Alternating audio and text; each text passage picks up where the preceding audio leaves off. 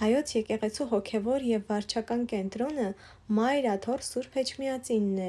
որը հիմնադրվել է 301-ից 303 թվականներին Վաղարշաբաթում։